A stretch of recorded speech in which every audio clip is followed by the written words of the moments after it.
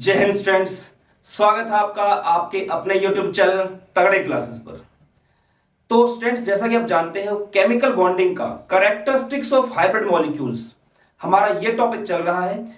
इसमें हम percentage of S character और मॉडिफाइड इलेक्ट्रोनेगेटिविटी प्रिंसिपल ये दोनों डिस्कस कर चुके हैं। हमारा एस फाइल और नॉन फाइल ये वाला टॉपिक चल रहा था इसके अंदर, जिसकी थर्ड एप्लीकेशन आज हम इस लेक्चर में डिस्कस करेंगे। तो स्टार्ट करते हैं हमारा आज का लेक्चर। तो देखिए स्टूडेंट्स, थर्ड एप्लीकेशन की बात करेंगे हम, डिटरमाइनिंग हाइब्रिडाइजेशन।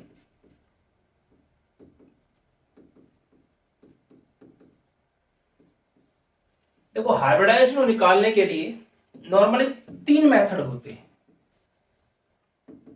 एक होता है absolute method,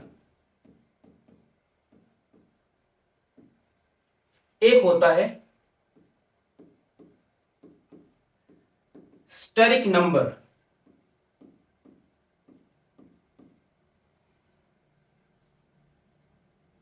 method by using steric number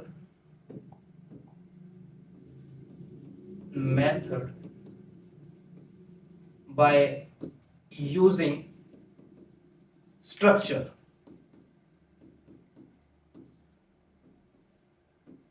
और एक होता है steric number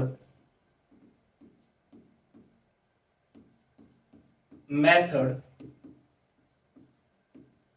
by using formula.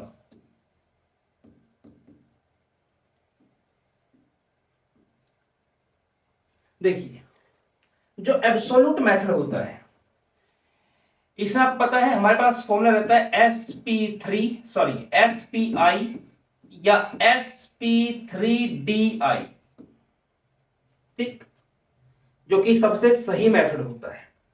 पर इसके साथ दिक्कत क्या होती है, I निकलता है -1/cos थीटा से, और हमें क्वेश्चंस में थीटा जो है वो दिया हुआ नहीं होगा, ये हमें दिया नहीं जाएगा।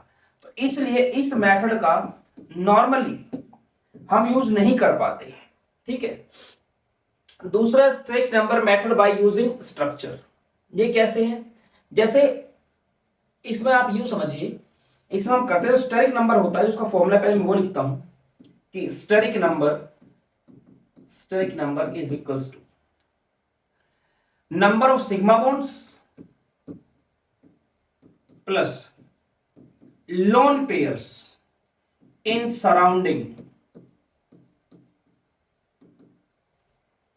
लोन पेयर्स सराउंडिंग लिख के मैं लिखूंगा लोन पेयर्स, बस ठीक है। ये किसकी बात हो रही है, यहां पूरी बात चल रही है सेंट्रल एटम की।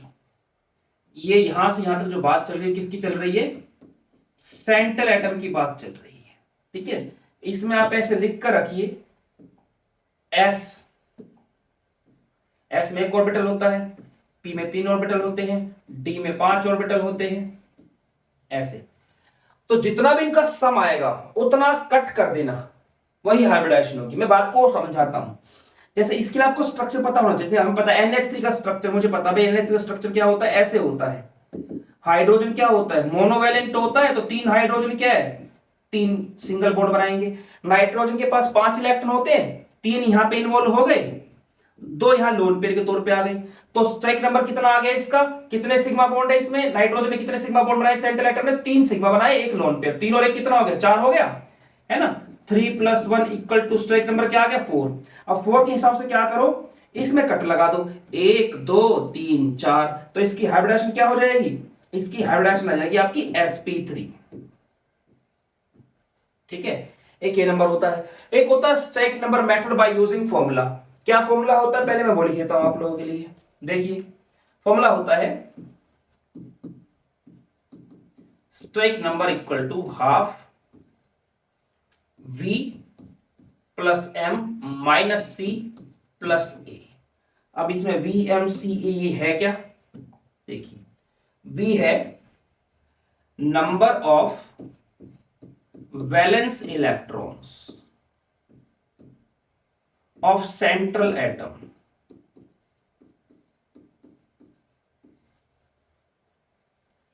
m है नंबर ऑफ मोनोवैलेंट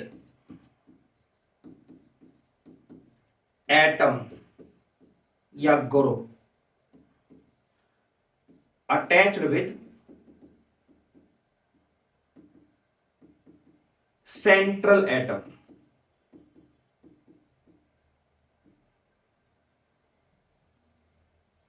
सी क्या है?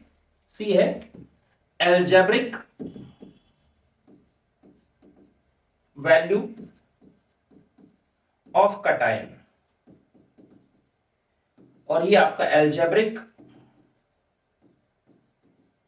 Value of anion. इसमें आपको ये याद रखना है कि जो कटायन है वो उस पे जो चार्ज है और या अनायन का चार्ज है उसका साइन नहीं लेना है, ठीक है ना। ये विदाउट साइन लेनी है चीजें। ये जैसे मान लो O पे -2 चार्ज, तो -2 नहीं लिखोगे आप, उसको 2 ही लिखोगे यहां पे, ठीक है ना, विदाउट साइन। साइन मतलब नेचर, कि उसका नेचर पॉजिटिव नेगेटिव कैसा है, उसके बिना लगाना है आपको, ठीक है जी। देखिए अब अच्छा, इसमें से जो मेथड सबसे ज्यादा यूज होता है वो ये वाला है। वो मेथड क्या है? वो ये वाला मेथड है। और जो सबसे फर्जी मेथड है वो भी यही है। फर्जी का मतलब क्या है? आपका काम चल रहा है पर वो सच्चाई नहीं है, ठीक है, आपका काम चल रहा है पर वो सच्चाई नहीं है। तो ये बात ध्यान रखना, ये दोनों मेथड जो हैं इनकी अपनी काफी सारी लिमिटेशंस हैं। जैसे इसकी लिमिटेशन क्या है? अगर आपको स्ट्रक्चर बनाना नहीं आता तो आप इसमें एक्यूरेसी से काम करोगे, इसकी थोड़ी सी मुझे डाउट है इस चीज को लेके। तो इसकी प्रॉब्लम क्या है? इसकी प्रॉब्लम यह है कि आपको स्ट्रक्चर पता होना चाहिए, स्ट्रक्चर की नॉलेज होनी चाहिए आपको, और अगर वो नहीं है तो वो चीज दिक्कत कर जाएगी। इसकी कमी क्या है? आपको थीटा नहीं दिया जाएगा, एंगल नहीं दिया जाता, तो ये भी यूज नहीं कर पाते आप। तो घूम फिर के क्या होता है, तुम्हारा ये मेथड ऐसा होता है जो यूज हो रहा होता है। पर ध्यान रखना, मैं फिर बोल रहा हूं, ये इसमें जो चीज निकल के आएंगी वो कुछ मॉलिक्यूल्स तक सही हैं और काफी सारे मॉलिक्यूल्स हैं जिन पर ये एप्लीकेबल नहीं होगा, लेकिन हम अपना काम चलाने के लिए इसी मेथड का यूज करते हैं। तो मैं इसी मेथड के बारे में थोड़ा सा बात कर लेता हूं, जैसे कि V+M -C+A। जैसे कोई कहे कि आप ये बताओ जी, आप हमें CH4, इधर स्पेस बचा नहीं, मैं आगे करूंगा, इसको आप स्क्रीनशॉट लीजिए इसका एक बार। देखिए थर्ड जो मेथड था हमारे पास, उसको समझने के लिए मैं कुछ एग्जांपल यहां पर लिख रहा हूं। CH4 PCl5 XeF6 XeF5 plus CH2O BH4 minus. देखिए कैसे वो मेथड अप्लाई होगा। 1/2 वैलेंस इलेक्ट्रॉन कितने कार्बन के? 4। मैं फॉर्मूला लिख देता हूं एक बार यहां पे, मैं अलग से फॉर्मूला लिख देता हूं। V+M-C+A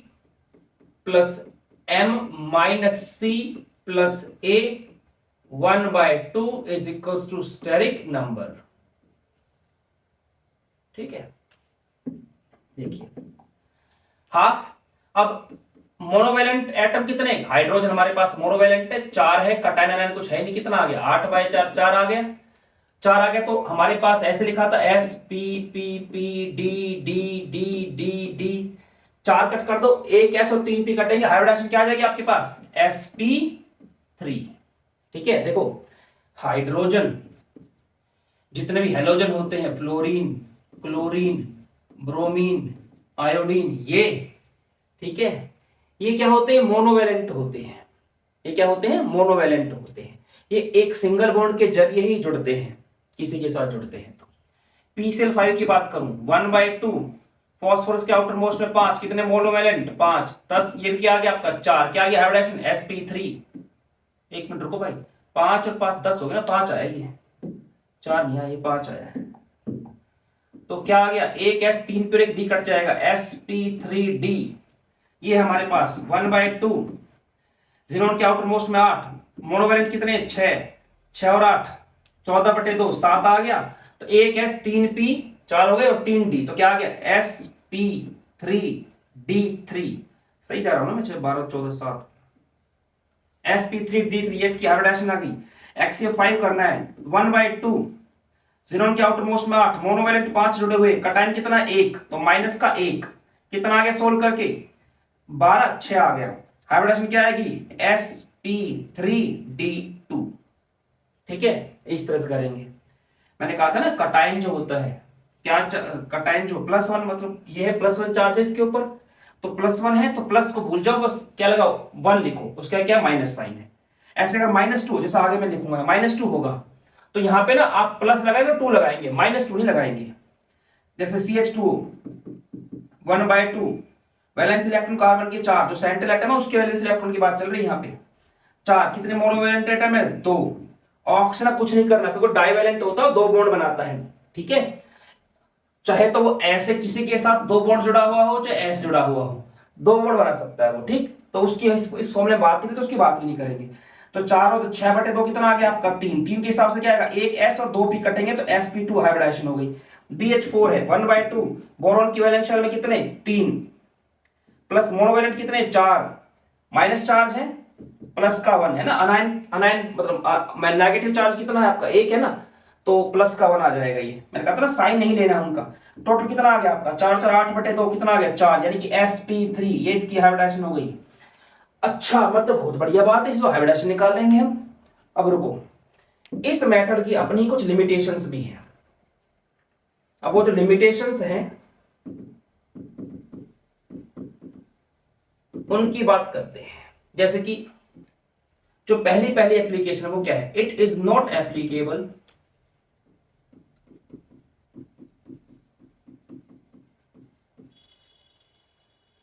for odd electron species.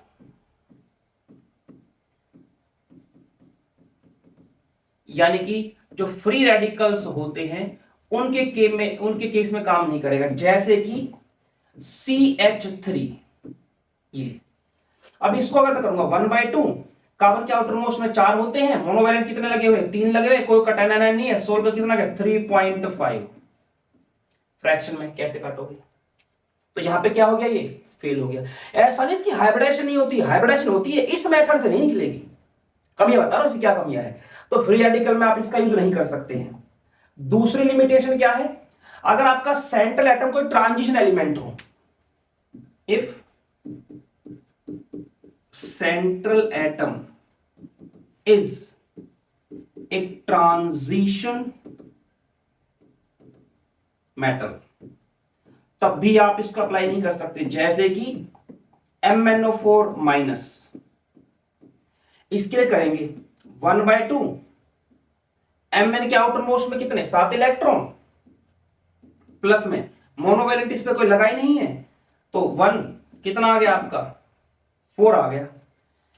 भाई Mn जो होता 25 है ना, तो 2,8,8, कितना आ गया आपका 7, और यहां पे कितना मोनोवैलेंट कोई है ही नहीं, माइनस का चार्ज है अनायन, तो 1 लगाओगे उसके साइन क्या रहेगा प्लस, 16 का क्या रहेगा 4। इसके हिसाब से हाइब्रिडाइजेशन क्या आती है इसकी sp3, जबकि इसकी हाइब्रिडाइजेशन होती क्या है, इसकी हाइब्रिडाइजेशन होती है D3s, ये इसकी हाइब्रिडाइजेशन होती है, तो इन पे काम नहीं करेगा।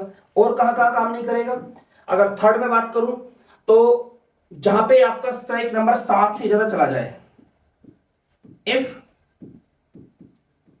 स्ट्राइक नंबर ग्रेटर देन 7, वहां पे भी काम नहीं करेगा। जैसे कि XeF8-,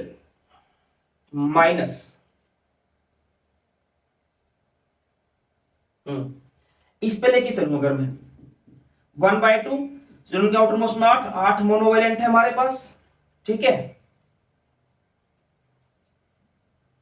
-2 लगाओ, और यहां पे आ गया प्लस का 2, तो 16 पे कितना आ गया मेरे पास 9 आ गया। अब 9 के हिसाब से मैं जो हाइब्रिडाइजेशन सोचूंगा sp3 1 2 4 5 6 7 8, समझ रही बात क्या बोल रहा हूं मैं, मतलब ये कहेगा कि भाई 1 2 3 4 5 6 7 1 2 3 4 5 6 7 8 9, किसकी हाइब्रिडाइजेशन क्या आनी चाहिए sp3d5 आनी चाहिए, लेकिन ऐसा होता नहीं है। ठीक है, तो यहां एप्लीकेबल नहीं होगा ये आपका। इसके अलावा फोर्थ जो है हमारे पास, फोर्थ प्रॉब्लम क्या है इसकी,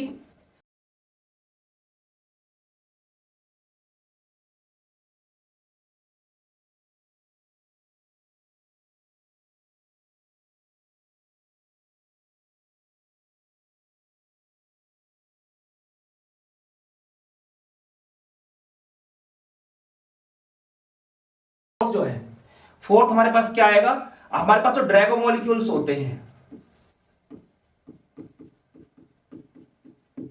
उनकी हाइब्रिडाइजेशन ही नहीं होती।